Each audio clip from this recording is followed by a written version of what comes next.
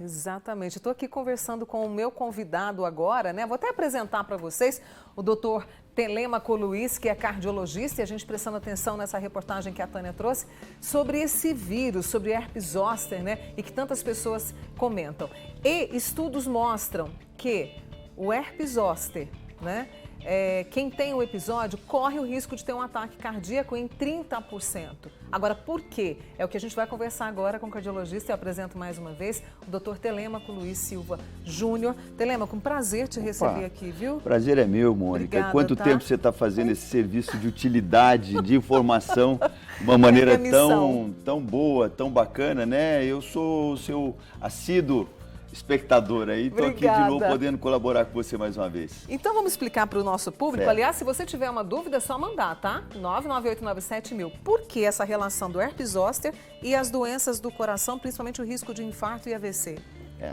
Você vê como é que hoje a cardiologia ela acaba participando de tudo. O herpes zoster nada mais é do que uma doença inflamatória, né? Ela é causada por um vírus, o vírus da varicela zoster, que é o mesmo da catapora e que fica escondido. Esse vírus é daqueles que ficam escondidos dentro do corpo. Em algum momento, principalmente em momentos específicos de baixa imunidade, de um tratamento às vezes oncológico, os pacientes neoplásicos, ela reativa. E esse efeito observacional, esse dado que você colocou, ele foi numa revista americana que acompanhou 200 mil pacientes durante 16 anos. E o que aconteceu? Eles observaram que aumentava a incidência em 30% de AVC e infarto. Então existe aquela situação, de onde que vem isso? O que a gente acredita é que são doenças inflamatórias e hoje esse conceito da inflamação e coração, ele está cada vez mais presente.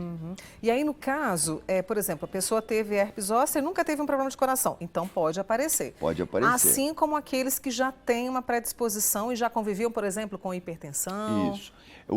Quando a gente coloca esses estudos, a gente tem que tomar muito cuidado para não ficar falando que isso é um novo fator de risco. Esses estudos observacionais, eles motivaram novas análises onde comparava-se o paciente com ele mesmo, antes da zoster e após a zoster. E a hora que você tira todos os fatores de confusão, desde a própria hipertensão, do próprio diabetes, dislipidemia, ele tem um efeito adicional em termos de risco.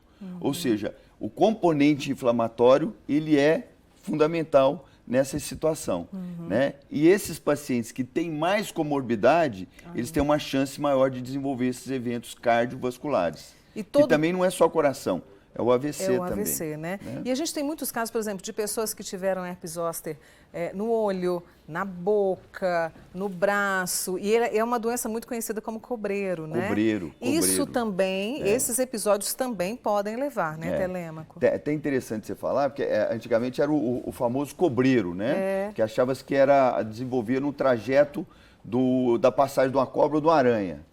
E interessante também que a gente fala que o zoster ele fez muita fama de muito curandeiro, muito benzedeiro. Sim. Que eles traçavam uma linha no corpo e falavam, daqui ele não passa. Daqui ele não passa. E não passava mesmo, porque ele pega um dermato, uma região só do gânglio. Essa associação com determinadas regiões ela é importante.